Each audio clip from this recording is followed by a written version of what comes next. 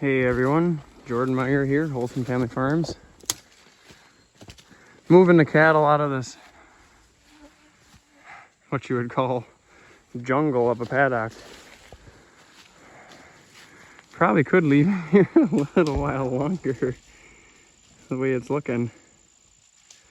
They're having fun. But it's amazing what cattle can utilize, what people would consider a bunch of weeds and stuff like that, you know, and broadleaves. But, you know, in a wooded section, typically the broadleaves are about all you get. There's some grasses. She's doing the head bob because lady here. Lady, what you doing? What you doing? So yeah, I walked in here to check everything, make sure it was all good to go. There's a big group at the top. And this is one of the groups I've seen on the bottom, and there's actually another group that's a little bit further east in here. But this whole paddock, the grass that's with this section is up top. And I wouldn't doubt it if that was only maybe, I would say 3 acres at the most of grass. So we actually ended up giving them this chunk here for 2 days. But this whole chunk of woods that the goats are usually in, with the woods and the grass total, I bet you, oh man, there's got to be 15 acres in here, probably, I'm assuming. But, you know, this woods was clear cut a few years back. Boy, look at that beautiful manure patties. That one kind of got stepped in, but shows you that they're getting their goods and groceries good. They've been hanging out in a lot of shade. It's kind of like a savanna, so to speak, you know. There's a lot of brush on this half of the woods yet that we gotta get. Should bring the goats back in here. There's Rusty helping out, bringing the goat, or the, I was gonna say goats again. Bring the cattle up and out. Rochelle called the ones up top out. And then we're gonna get these guys back on the reel program and get them going on the grass again. I don't really like having them in big areas like this. It doesn't trip my trigger much, but when you're in a drought and you're trying to save feed, it's nice to be able to gain a few extra days by doing this. But like, you know, when you get out into this open area, see here, you can see the goats ate most of this off in the spring. They did a darn good job of that. And then look at all the grasses that are coming below it now, just simply because it's not shaded out by the multiflora rows. But yeah, they're just a bunch of thorn bushes. They're growing back a little bit, but keep hammering them with goats. We'll be staying ahead of them. Yeah, there's a lot of really good grass coming in here. That's the beauty of this. You know, use the goats to clean a place up and get good grass growing on there, and then bring in more cattle. Hey there, buddy, how are you? Come on, guys. Oh, we're moving now. Ended up putting a poly wire up above my goat fence there. I should have had just another high tensile here, but this works too. Now I don't know how these guys are gonna figure. Oh, there they go. Up we go. You guys were goats to get down here. Now you're gonna be goats to get back out. Mountain cattle. Come on, guys. You can do it. Boy, that's a steep one. Some people have hillside combines. Some people have hillside cattle. My water line goes through there. Hopefully they don't hit that or wreck that in any which way. Man, that's steep. This is looking straightforward. Yeah, it's a climb. Come on, girls and boys. A couple bulls in there. Come on, guys. Come on. Here's part of the water line. Oh, looks all right. A little bit wavy, but just as long as it ain't leaking, right? You get halfway up the hill here and they're eating trees like they've never had them before. Like they're just starving. They're like, we can eat here. Here's a nice Hereford bull.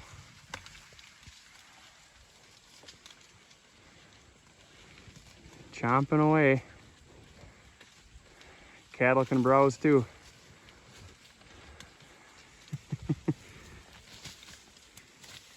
Rusty, no. We're getting there, guys. I think there's one more group that's over that way. Yeah, earlier this spring, this is one of the first paddocks that the goats had when they were kidding, and they had this whole thing just cleaned right off. Look how much grew back.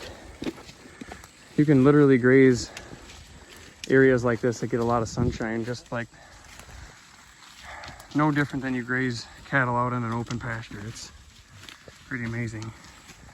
But yeah, look at the goat. The cattle can get a lot of grub out of here just the same as a goat, but that looks like a fescue plant right there. Pretty well chewed off. They ate her. There's a lot of different grasses in here. Here we got plantain. There's so many forbs yet though.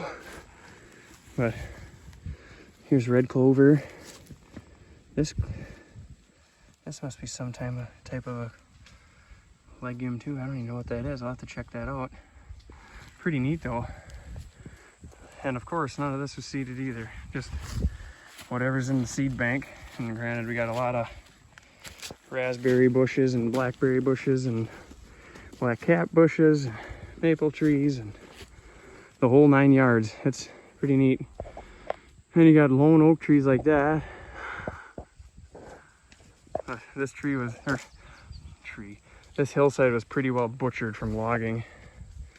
Here's some of the remnants that are left over. Here's a stump here, and yeah, there's just stumps throughout the whole thing here, and she's wide open now. Before they logged it, you could literally see through the woods a couple 100 yards in ahead of you. There was zero brush. And then when you walked into the woods from out in the field, your eyes would have to adjust for how dark it was in here. Pretty amazing. And then now all the sunlight got applied to it, and ooh la la. Brush just erupts.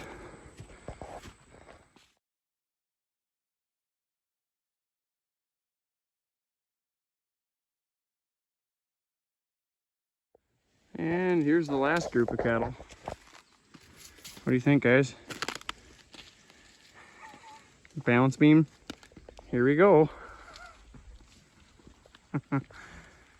Trust me, I've done a lot worse. This is a walk in the park. Normally you have vines and stuff draped over top of you. This is a nice clean slate. Oh, girls. Balance beam. Only would have dropped a few feet. Would have been fine. Yeah, I don't know about the whole cattle thing and the grazing the hillsides. I know one thing's for sure. When they come down a hill, they don't always follow the contour. Look at that girl. She's holding some nice flesh. But I would say it is a good thing to do once in a while though. It's not like you'd want to be doing this every day. And then, you know, adaptive grazing. This is the year that it's super dry out. You know, if it was muddy out in here, they would just totally destroy this. Doing things differently when it makes sense. Being adaptive seems to work out pretty good. We're getting there. Last hill for these guys. Boy, some days I wish I had four-wheel drive like the cattle do.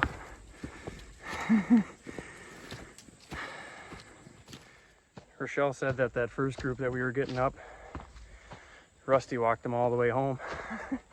So that works out nice.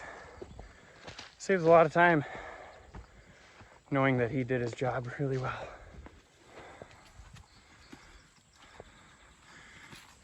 Good girl, Edie.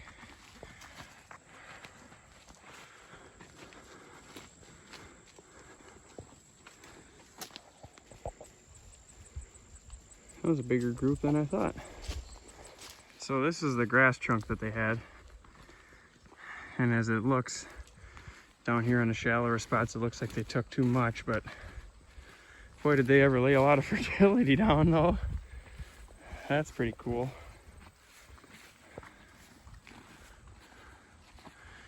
Now we can run the goats through here again and they can clean up the leftovers if we wanted them to, but like these multi-floor rose bushes, you can clearly see that they couldn't reach the tops, but everything around the bottom they got, and then all of these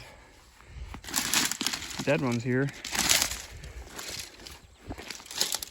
that's all compliments of the goats. They do a darn good job. And look at all the grass that it's allowed to grow around there now.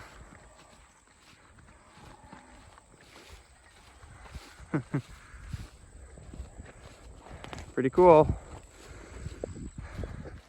We got another cool surprise too. Our one guard dog had a litter of pups again. She had 11 of them. Pretty neat.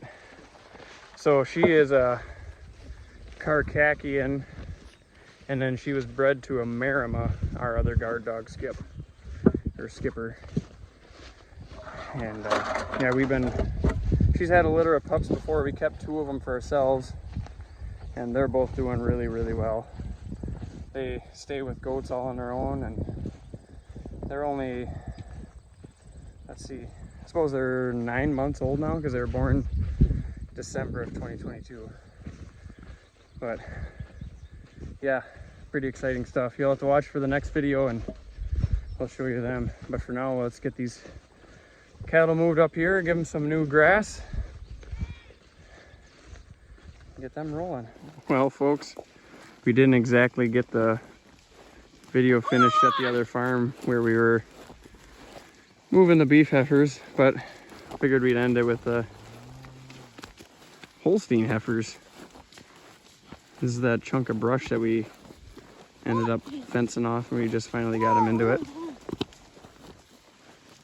Ended up putting a bunch of 1¼ inch rods around the edge, and we just threw a poly wire around it. Growing a bunch of raspberry bushes and Queen Anne's lace and burdock and goldenrod, and there's some grasses in there too. And then they got a bunch of brush in the woods. So that works out pretty good.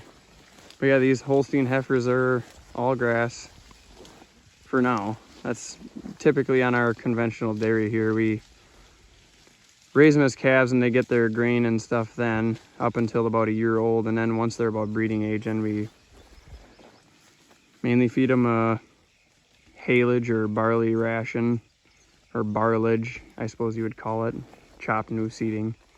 And then that's for the winter time, and then during the summer months, and they graze in the pastures that we have here on the home farm.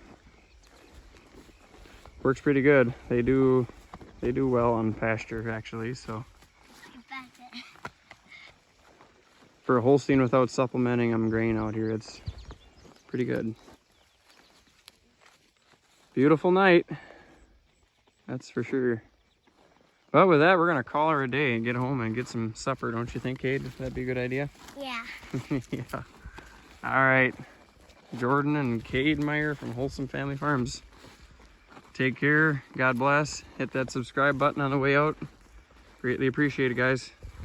Have a good one.